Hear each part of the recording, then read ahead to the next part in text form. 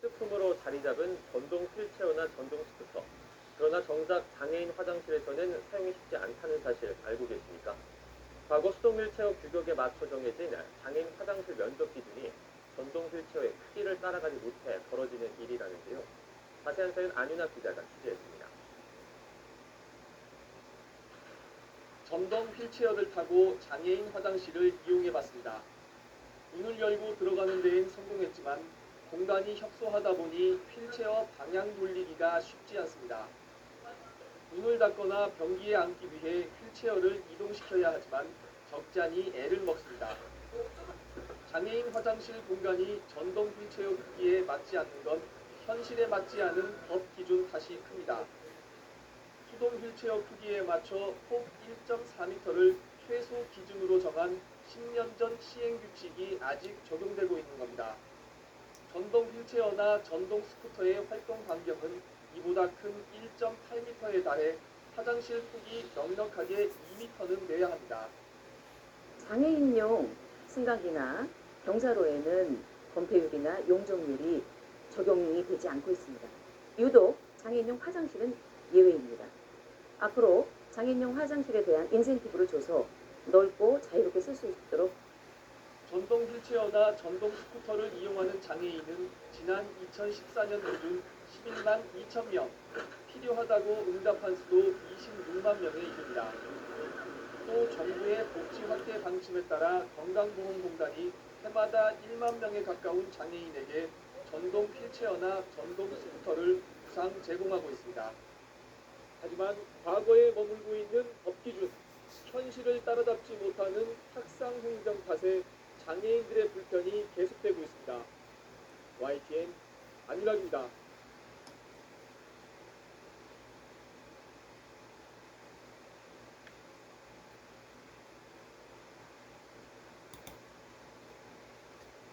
평소에는 나오지 않는 색이 다른 칸이 나왔어요. 계단식 에스컬레이터인데도 불구하고 휠체어가 안전하게 탈 수 있는 형태였고요.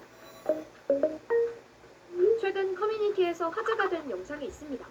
뇌병변 장애가 있는 한 유튜버가 휠체어를 타고 일본 여행을 다녀온 영상이었는데요. 왜 화제가 됐나 하고 쓱 살펴보니 휠체어로 에스컬레이터를 탄다거나 휠체어 전용길이 있다거나 우리나라에선 보기 힘든 낯선 모습이었는데요. 일본에서 휠체어 타는 사람 많이 봤는데 일상 같은 분위기라 좀 부러웠어. 이런 건 진짜 좋은 거라 배워야 할 것 같긴 해. 너무너무 좋다. 사람들의 반응을 보고 궁금한 게 너무 많아진 크랩. 그래서 영상의 주인공을 만나 뒷이야기를 들어봤습니다. 저는 유튜브 굴러라 부르님 채널을 운영하는 유튜버 부르님이고요. 작가이자 연극배우이자 여러 가지 하면서 살고 있고 여행기 영상을 올리는 유튜버입니다. 저는 뇌병변 장애가 있어가지고 오래 보행이 어려워서 휠체어를 타고 있고요. 8살부터 타기 시작해가지고 15년, 16년 넘게 타고 있습니다. 지난 2월 부모님의 도움 없이 처음 일본 여행을 다녀온 구루님. 휠체어를 타고 다니면서 우리나라보다 다니기 편했다고 느낀 일본의 모습들을 영상으로 만들어 올렸는데요. 여행의 시작점인 공항에서부터 편안했다고 합니다. 제가 8년 전에 갔을 때도 똑같이 있었던 거였는데 보통 비행기 게이트가 먼 쪽에는 또 계단만 있거나 에스컬레이터만 있거나 한 경우들이 있잖아요. 엘리베이터는 돌아가야지 나온다든지 하는 경우들이 있어서 비행기에서 내리고 탈 때를 제일 긴장을 많이 하는 편인데 일본에 처음 갔었을 때 계단하고 에스컬레이터밖에 없는 거예요. 그리고 어떻게 해야 되지 이런 생각을 하고 있었는데 승무원분이 너무 자연스럽게 에스컬레이터 타면 된다고 하시는 거예요. 그래서 처음에는 못한다, 휠체어는 에스컬레이터 위험하다 했는데 어디 무슨 버튼을 누르시더니 에스컬레이터 속도가 줄어들면서 평소에는 나오지 않는 색이 다른 칸이 나왔어요. 근데 그 칸 같은 경우에는 3개가 붙어서 나와서 넓은 면적을 차지하기 때문에 계단식 에스컬레이터인데도 불구하고 휠체어가 안전하게 탈 수 있는 형태였고요. 우와, 정말 신기한 에스컬레이터네요. 이제 공항을 나와 시내로 향한 구루님. 지하철은 어땠나요? 개찰구 쪽에 항상 영무원분들이 상주해 계시고 저를 발견하시면 제가 따로 요청을 하지 않아도 이동식 발판이 필요한지를 물어보세요. 아무래도 승강장하고 지하철 사이에 약간의 틈이 있을 수밖에 없는데 그런 틈을 메꾸는 이동식 발판을 영무원분이 직접 가지고 오시거나 아예 발판을 대주시는 역할을 하시는 분들이 계시더라고요. 제가 되게 좋아하는 부분은 제가 탑승을 하고 어디까지 가는지 저한테 항상 물어보시는데 그때 어디까지 갑니다라고 말씀을 드리면 제가 도착하기 이전에 그 역의 영무원이나 그 발판을 깔아주시는 분이 미리 대기를 하고 계세요. 그렇게 마음 졸이지 않아도 된다는 점이 굉장히 좋았습니다. 그런데 이동식 안전발판 모양은 좀 다르지만 우리나라도 있지 않나요? 되게 예리하신데요. 제가 오직 경험한 것들에 대해서만 이야기할 수 있어서 저도 이번에서야 발견한 건데 되게 사소한 차이인데 발판이 일본 같은 경우에는 끝부분과 끝부분이 이렇게 접어지게 돼 있어요. 그래서 구부러지는 그런 발판인데 그렇다 보니까 조금 칸이 높더라도 흔들림이 없고 저희 서울 지하철에서 이용하는 발판 같은 경우에는 그냥 판이에요 정말. 이게 그러니까 시소를 생각하면은 만약에 칸이 이렇게 있고 발판을 이렇게 놓으면은 휠체어가 올라가는 발판이 쾅 이렇게 될 거 아니에요. 실제로 그렇게 돼요. 그래서 되게 놀라고 좀 짐을 많이 들고 있으면 위험한 상황들이 연출이 되는데 그걸 뭐 있어도 많이 안 쓰니까 개선이나 이런 게 더 느린 것 같아요. 게다가 노선마다 휠체어석 위치도 다르고 띄엄띄엄 휠체어석이 있는 우리나라와 달리 일본 지하철은 모든 칸마다 휠체어석이 있었다고 합니다. 여행하면 빼놓을 수 없는 게 있죠. 바로 맛집 투어인데요. 이것도 좀 달랐다고요? 보통 한국에서 식당을 갈 때는 맛집이래 이런 것보다는 사진 입구를 막 찾아보고 갈 수 있겠다 싶으면 가는 경우들이 있었는데 여행을 갔을 때는 오히려 그냥 맛집이래 이러면은 그냥 가볼까? 이렇게 되는 마음이 생겼던 것 같았고요. 일본 같은 경우에는 애초에 문턱이 없거나 휠체어 진입이 쉬운 가게들이 확실히 한국 대비 많았던 것 같고요. 화장실이 사실 우리나라에서는 장애인 화장실이 있는 식당을 찾아보기가 정말 어려운데 장애인 화장실이 있는 식당들도 있었고 확실히 한국 대비 발걸음을 돌리게 되는 때는 적었던 것 같다.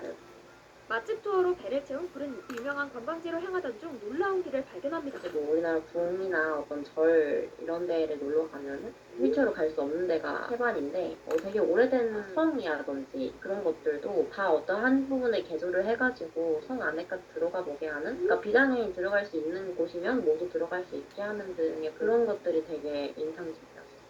게다가 휠체어 사용자를 대하는 관광지 직원들의 대처도 굉장히 자연스러웠다고 하는데요. 사실 우리나라에서 그런 것들을 이용하려면은 걱정부터 들어요. 가능하다고 써져 있어서 갔더니 직원분들이 어떻게 대처해야 될지 모르셔 하고 이런 경험들이 되게 많은데 일본 같은 경우에는 되게 유명한 관광지에 간다라고 했을 때는 그런 걱정을 정말 안 하고 가긴 해요. 디즈니시라고 이제 도쿄에 있는 큰 놀이공원이 있는데 거기는 아예 휠체어 채로 탑승 가능한 놀이기구도 있다고 들었어요. 고려가 많이 되고 있다는 게 조금 부럽기도 한 그런 경험이었어요. 사실 구루님은 무엇보다도 다른 게 사람들의 경험치라고 말합니다. 사실 제일 크게 체감되는 것들이 저를 이제 맞닥뜨렸을 때 고객이나 승객으로 맞닥뜨리시겠죠? 그럴 때 그 사람이 긴장을 하는가를 되게 많이 봐요. 나를 안내해 주시는 분이 버스를 타는데 허둥지둥 하시고 막 리프트 어떻게 작동하는지 모르시고 약간 막 피곤해하시고 짜증을 내시고 이렇게 되는 순간 뭔가 이렇게 하나씩 제약이 생겨버리는 건데 뭐 일본에서 맞닥뜨렸던 영무원, 버스기사 아니면 심지어 식당의 어떤 점원분들까지 해서 휠체어를 탄 사람을 맞닥뜨리는 것을 그렇게 어려워하지 않고 특별하게 생각하지 않아요.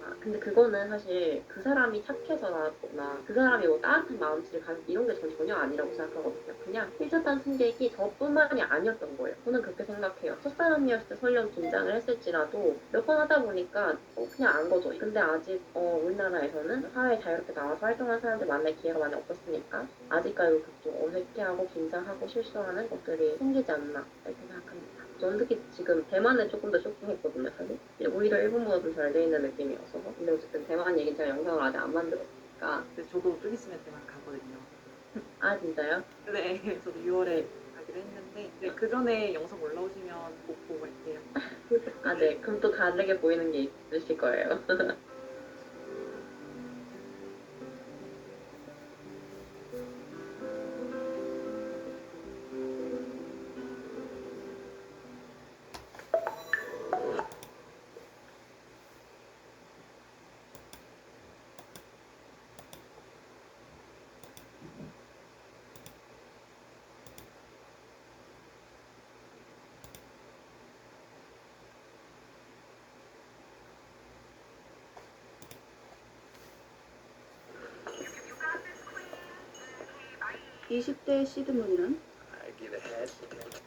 고속도로 휴게소에서 화장실 공사를 한다고 남녀 화장실을 같이 쓰라고 한다면 어떠시겠습니까?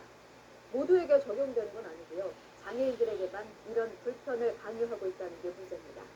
작지만 세심한 배려가 아쉽습니다. 이상곤 기자입니다. 충남해안 고속도로 휴게소 휠체어를 탄 장애인이 임시 화장실 앞에서 어쩔 줄 모르고 있습니다. 화장실을 가려면 계단을 올라야 하는데 경사로도 휠체어 리프트도 없기 때문입니다. 이 휴게소는 열흘 전부터 남자 화장실 보수 공사를 하고 있는데 장애인용 임시 화장실을 마련해 놓지 않았습니다. 휴게소에 들른 장애인들이 문제를 제기했지만 여자 장애인 화장실을 이용하라는 답변이 돌아왔습니다. 여자 장애인 화장실을 이용을 하라고 하는데 남성도 어떤 장애를 가질 때 수치심을 느낄 수 있는 상황이기 때문에 좀 어렵습니다. 공사가 진행되고 있는 화장실 앞입니다. 장애인을 위한 안내 문구는 찾아보기 어렵습니다. 남자 화장실 공사가 끝나면 곧바로 여자 화장실 공사가 이어질 예정입니다. 그때가 되면 여자 장애인들 역시 남자들이 들락거리는 남성용 장애인 화장실을 이용할 수밖에 없습니다. 이동식 화장실도 얼마든지 장애인들이 이용할 수 있는 휠체어가 올라갈 수 있는 그런 화장실이 있습니다. 그런 부분들을 조속히 마련이 돼야 된다고 생각이 듭니다. 법에 따라 공중화장실에는 장애인용 변기를 최소 1개씩 설치해야 하지만 공사 중일 때 규정은 따로 마련되어 있지 않습니다. 이 휴게소의 남녀 화장실 공사는 오는 7월 마무리될 예정입니다. 휴게소 측은 장애인용 임시 화장실 설치 계획이 없는 것으로 전해져 장애인들은 배려는커녕 2달 동안 비장애인보다 더 큰 불편을 감수해야 할 처지입니다. YTN 이상군입니다.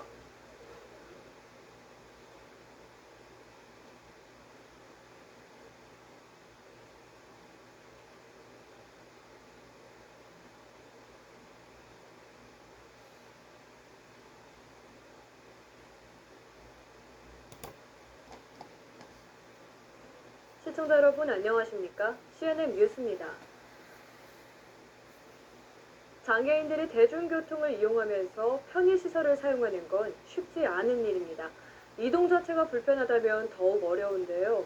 장애인들이 노현역 화장실 이용에 불편을 호소하고 있습니다. 지역배 기자입니다. 지하철 7호선 노년역입니다. 곳곳에 에스컬레이터 같이 시민들이 편리하게 이용할 수 있는 시설이 설치되어 있습니다. 하지만 장애인들에겐 불편한 장소 가운데 하나입니다. 지하철에서 내리면 지하 2층까지 엘리베이터로 이동해 다시 지상까지 한 번 더 갈아타야 하기 때문입니다. 문제는 급한 볼일이 생겼을 때입니다. 화장실이 있는 지하 1층까지 엘리베이터가 없어 리프트를 이용해야만 하는데 이렇게 이동하는 데만 좋게 20분 정도는 걸립니다. 위험하기까지 합니다. 그 가까운 화장실은 못 가고 불편한 리프트를 타야 되는데 리프트도 고장날 때도 있고 올라가기가 힘들어서 장애인의 화장실 갈 권리 찾기 측면에서 지하 1층을 지나도록 엘리베이터에 출입구를 신설하거나 지하 2층에 화장실을 설치해 줄 것을 요청한 지 1년. 도시철도공사는 예산 부족 등을 이유로 차일피일 미루고 있습니다. 최근 공사 관계자들의 점검이 한 차례 이루어진 게 전부. 취재가 시작되자 개선 방안을 검토하겠다는 입장을 밝혔습니다. 그 담당자 얘기가 저희가 지하 2층에 간이 화장실 설치하는 거를 검토하고 있대요. 그래서 오늘 그 토목처 직원이랑 이제 다른 부서 직원이랑 해서 오늘 현장 확인을 할 예정이라고 그렇게 얘기하더라고요. 중증 장애인 단체는 이달 중순께 열리는 서울 정책 박람회에서 교통약자의 이동권과 시설 개선을 촉구할 계획입니다. CNN 뉴스 지역구입니다. 제주 거주하시는 분들께 반가운 소식입니다.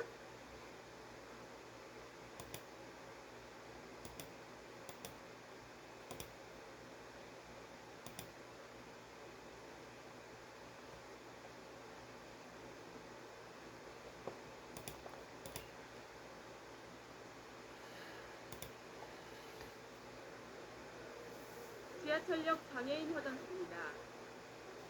세면대나 휴지거리는 활동이 불편한 장애인들에게 맞게 1, 2cm만 높이거나 낮춰도 크게 편리해질 수 있습니다. 지하철역 내 엘리베이터도 마찬가지입니다. 내부에 거울이 설치되어 있으면 출입문이 열리고 닫히는 것을 직접 확인할 수가 있어 휠체어를 탄 장애인의 지하철 이용이 한결 편리해집니다. 이래서 4호선을 운영하는 서울메트로는 장애인들이 좀 더 편리하게 지하철을 이용할 수 있도록 편의시설 개선 작업에 들어갔습니다.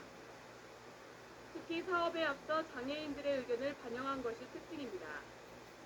지금까지는 운영자 측면에서 관련 계획을 수립하고 추진하였으나 장애인들이 지하철을 편리하게 이용할 수 있도록 장애인이 직접 참여하여 대입이 쉽게 역을 전수조사하였습니다.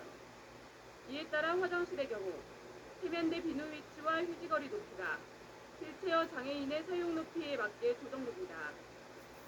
또 옥수역 등 5개역 화장실 출입문도 자동문으로 교체되는 등 편의성 개선을 위한 20개 사업이 내년까지 우선 추진됩니다.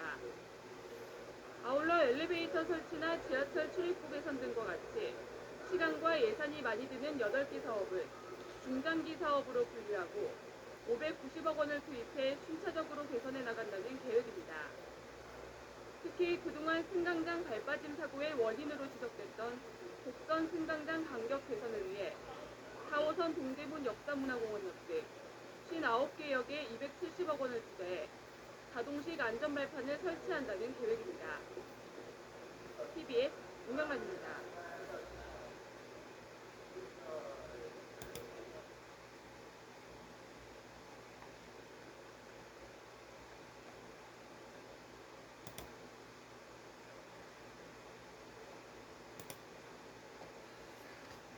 장애인을 위한 편의시설이 너무 부족합니다. 이 때문에 대학이 소송을 당하는 사례도 생겨났는데요. 유통시설은 장사 속을 앞세워 장애인을 외면하고 보건소의 상황도 별반 다르지 않습니다. 보도 이태원 기자입니다. 휠체어가 있어야 움직이는 34살 최진기 씨. 경남 모 대학 행정대학원에서 사회복지사의 꿈을 키우고 있습니다.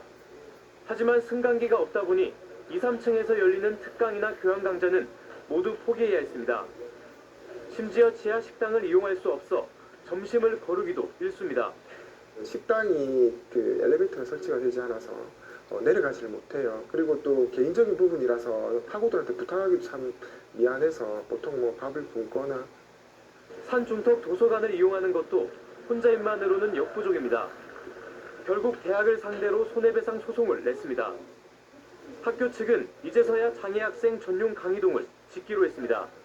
지금 신금을 지으면은 그쪽으로 학생들을 수업을 듣도록 하면 상당히 개선될 거라고 예상이 됩니다. 이번에는 장애인들이 많이 찾는 지역 보건소로 가봤습니다. 자동문은커녕 도움벨도 설치돼 있지 않습니다. 엑스레이 등 기본 검사실은 2층에 마련돼 있습니다. 하지만 계단이 아니면 다른 길은 없습니다. 전체적으로 이제 기계 같은 걸 들고 또 나가세요. 그러니까 어떻게든 이제 되도록 하는 방향에서 저희가 해드리고는 있어요. 대형마트와 백화점은 입구부터 아예 막혀버렸습니다. 카트 반출을 막기 위해 설치된 볼라드 때문입니다.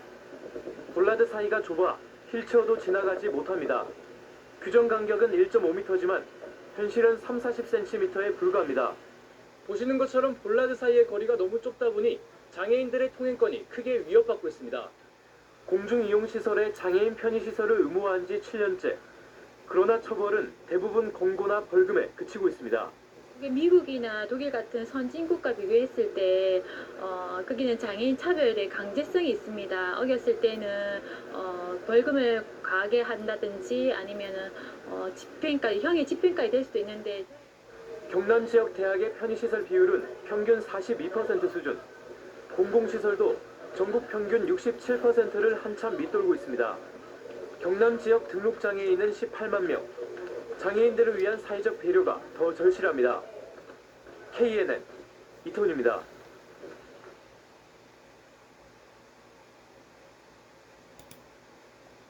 어떤 것들이 가장 좋았냐라고 여쭤봤었는데 그때 어머니가 정말 환하게 웃으시면서 나를 봐라.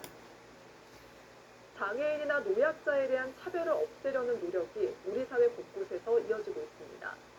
무장애 관광지 조성이 대표적인 사례인데요. 하지만 원주의 경우 관광지는 고사하고 공공시설 가운데에도 장애인이 다니기 불편한 곳이 여러 군데 남아 있습니다. 하초희 기자입니다. 법률 상담을 받기 위해 시청을 찾은 시각장애인. 도우미의 도움을 받고서야 여다지문을 통과합니다. 반대편에 자동문이 있지만 몰랐습니다. 점자 블럭이 제대로 이어져 있지 않고 안내도 부족했기 때문입니다. 출입문이 어디 있는지 몰라요. 그래서 지금 사람도 별로 없고 그러면은 출입문으로 접근하는 그 자체가 좀 어렵기 때문에 인근의 행정복지센터는 출입문이 이중으로 되어 있습니다. 안쪽은 자동문인데 바깥쪽은 여닫이문입니다. 원주시 산하 25개 읍면동 청사 가운데 17곳에 이런 여닫이문이 설치되어 있습니다. 장애인들은 불편을 호소합니다. 밀거나 잡아당겨야 되는데 우리는 한쪽 분밖에 못 쓰니까 굉장히 불편하고 힘들고 어떨 땐 정말 열받을 때 있어요. 원주 시외버스 터미널도 장애인이나 노약자들에겐 출입이 불편한 곳으로 꼽힙니다. 원주 버스 터미널의 문입니다. 당길 때 힘이 얼마나 드는지 한번 재보겠습니다.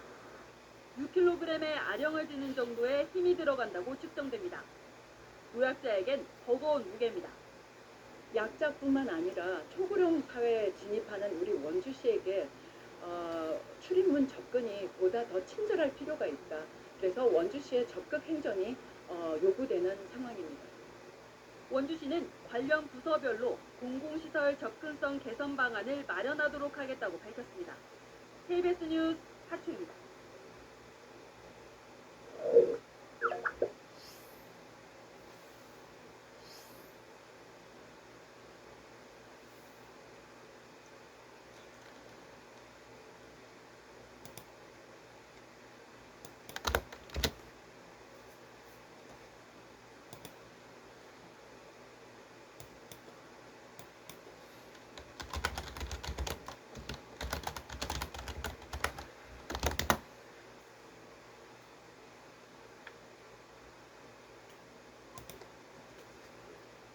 사회적 약자에 대한 배려, 우리 사회에서 아직은 부족한 듯합니다. 한국소비자원이 복지문화시설에 대한 장애인 접근성을 조사했더니 휠체어를 통해 진입하기가 어렵고 경사도 가팔라서 안전사고가 우려되는 곳이 많았습니다. 장보경 기자입니다. 지방자치단체가 운영하는 한 공공복지시설입니다. 정문으로는 계단을 통해서만 건물 안으로 들어갈 수 있습니다. 정문역 우측 입구에 휠체어가 올라갈 수 있는 경사로가 있는데 가파르고 이마저도 가로등과 계단이 막아 진입이 어렵습니다. 다른 주민센터에 있는 경사로도 가파르긴 마찬가지입니다. 이 두 곳 모두 법으로 정해진 접근로와 경사로의 기울기를 어긴 겁니다. 하지만 한국소비자원이 서울과 경기 지역 공공복지시설과 문화시설에 대한 장애인 접근성 등을 조사한 결과 이를 지키지 않는 곳이 많았습니다. 경사로의 시작과 끝부분이 휠체어가 들어가기에 너무 좁거나 직원 호출벨이 없는 곳도 많았습니다. 오래된 건물에는 높은 경사로를 이렇게 만들면서 경사로가 일직선이 아니고 중간에 한번 꺾이지 않습니까? 거기가 너무 뻑뻑해가지고 대공수가 주변에 돌아가기가 좀 힘들고 미리들이 닥치면서 나이트 같은 그런 것들이 우려되고 있거든요. 일부기관에선 휠체어 접근로 출입구에 차를 세워놓거나 폐 형광등 보관함을 설치하기도 했습니다. 소비자원은 장애인 안전 확보를 위해 장애인 등 편의법에 따른 설치 기준이나 관리 감독 강화를 관계부처 및 해당 지자체에 건의할 예정입니다. 연합뉴스TV 장보경입니다. 안녕하세요. 아빠 껌딱지 6살 지영이. 미숙아로 태어나 듣고 말하는 게 어려워 아빠의 아픈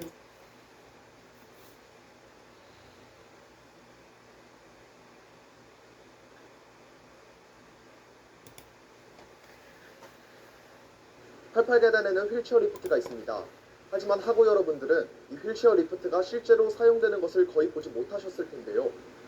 이 휠체어 리프트의 사용법이 상당히 까다롭기 때문입니다. 호출 버튼을 누르면 장애지원센터에서 리프트를 조작하는 사람이 출동합니다. 장애지원센터에서 88계단까지 도보로 10여 분, 안정성을 고려해 느리게 움직이는 리프트 가동 시간까지 합하면 리프트로 88계단을 오르는데 20여 분이 걸립니다. 때문에 휠체어를 이용하는 학우들은 역사관 오른쪽 길로 돌아가는 선택을 합니다. 각종 편의시설과 동아리방이 모여있는 한양플라자.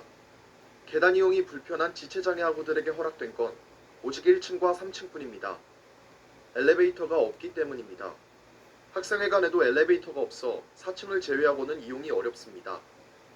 사랑방이 있는 2층의 경우 88계단과 이어져 있는 통로가 있어 이론적으로는 휠체어를 타고 진입을 할 수 있지만 리프트가 사실상 운행 정지 상태라 계단 이용이 어려운 학우들에게 사랑방 이용은 꿈만 같은 이야기입니다. 학교 선배들 중 한 분은 이런 얘기를 든 적이 있는데 학교에 내가 이제 곧 졸업하는데 사랑방을 한 번도 가본 적이 없대요. 그러니까 그 사랑방이나 식당을 한 번도 자기 가본 적이 없다. 그나마 사회대 사익기를 통해 접근이 가능한 4층에는 학생인권복지위원회실과 장애학생인권위원회실이 있지만 장애인 전용 화장실은 없습니다. 휠체어를 이용하는 학우들이 학생회관 4층에서 화장실을 가기 위해선 건물 밖으로 나와 사회대 화장실을 이용해야 합니다. 무리가 돼가지고 너가 장애학생 비장애학생 떠나서 너가 필요한 부분이 있으면 필요한 부분이 나한테 있으면 내가 채워주고 반대로 내가 필요한 부분이 있으면 너가 채워주고 이러한 관계들을 좀 많이 만들어가고 좀 많이 발전시켜갔으면 좋겠습니다. 현재 장애학생 지원센터에 등록된 장애학우의 수는 40여 명, 등록되지 않은 장애학우까지 합하면 그 수가 2배는 될 것으로 추정됩니다. 우리 주변에는 우리가 생각지도 못한 부분에서 불편함을 느끼는 학우들이 있습니다. 서로를 배려하고 부족함을 채우는 것이야말로 진정한 사랑의 실천일 것입니다. HBS 송재민입니다.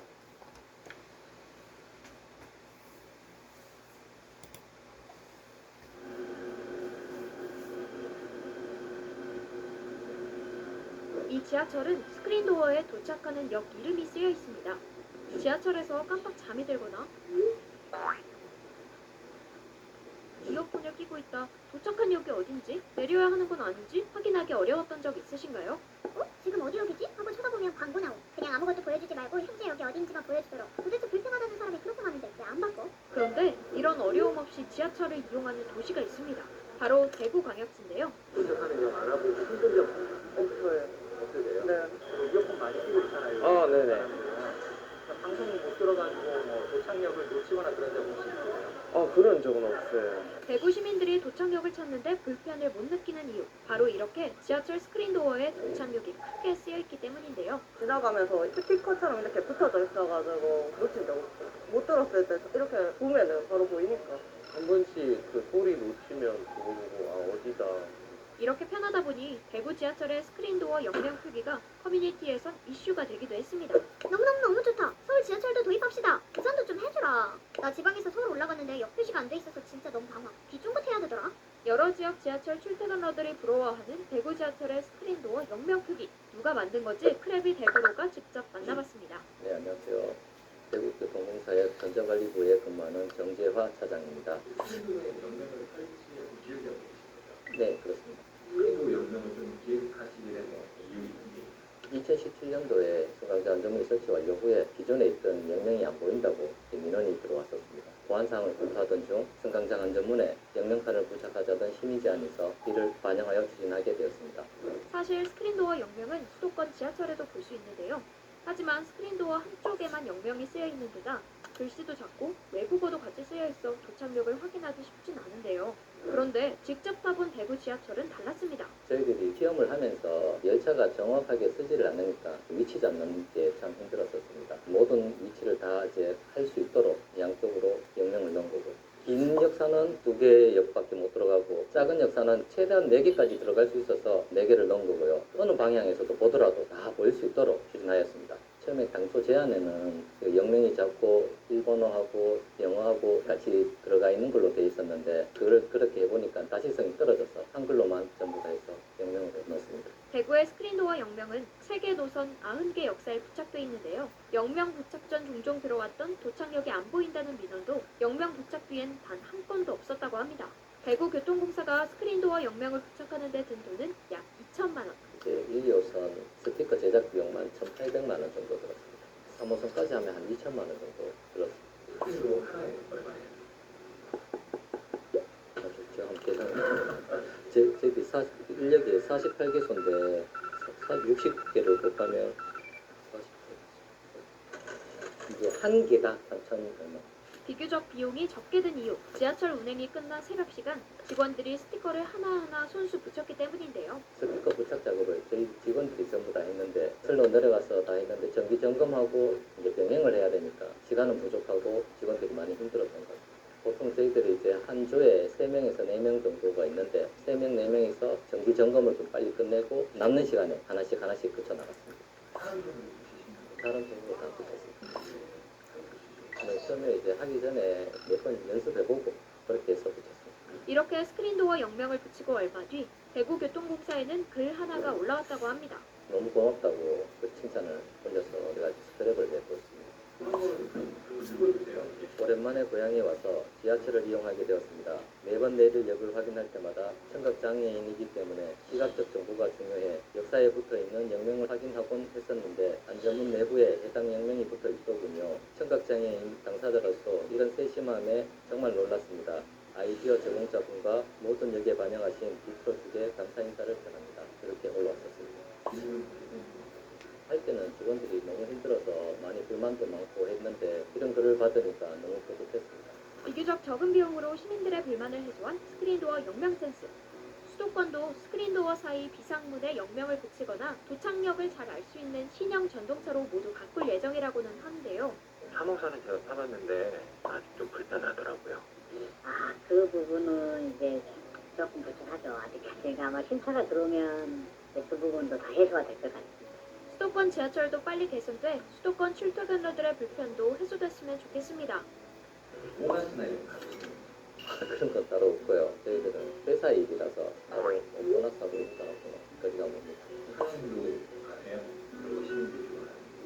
사장님 맡기기 전에 설치를 해서 지금 사장님이 잘 모르십니다. 네.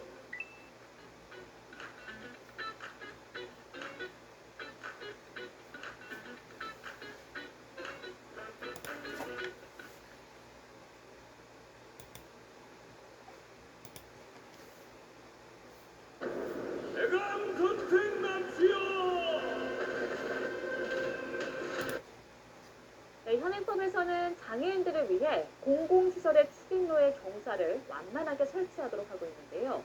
YTN이 관련 자료를 분석해봤더니 서울에 있는 공공건물과 복지시설 10곳 중 7곳은 아직도 문제가 있는 것으로 나타났습니다. 한영건 기자입니다.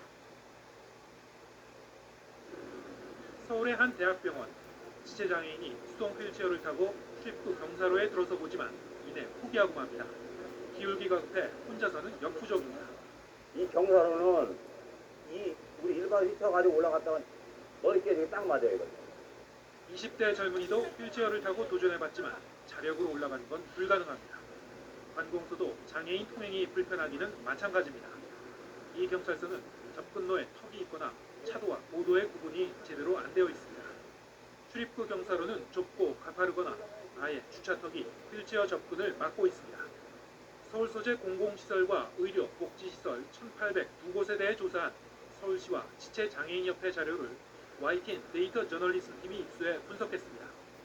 공공기관과 복지시설은 68%, 의료시설은 63%가 급한 경사로와 출입문턱, 주차시설의 미흡 때문에 지체장애인이 출입하기 어려운 것으로 나타났습니다.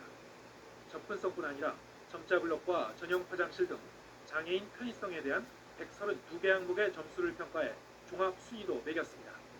가장 낮은 점수를 받은 10개 시설 중에는 가산동 우체국을 비롯한 6개 우체국과 주민센터, 도서관이 포함됐고 한국청소년활동진흥원과 대한법률구조공단 등이 올랐습니다. 장애인 편의시설의 종합점수를 서울의 지역별로 살펴봤습니다. 상태가 양호한 자치구는 장애인 관련 조례수가 많았고 반대로 상태가 미흡한 구는 장애인 관련 조례수도 적었습니다.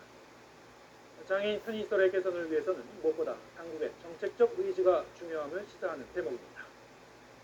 수입되는 비용 대비했을 때에 이용자의 편의가 늘어나고 그리고 또 그렇게 되면 찾는 사람들이 많아지니까 시설의 수익성이 높아질 수밖에 없고요. 돈도 돈이지만은 더 중요한 것은 바로 사람이 우선이라는 그런 생각을 바꿔줘야 되는 부분이 아닐까.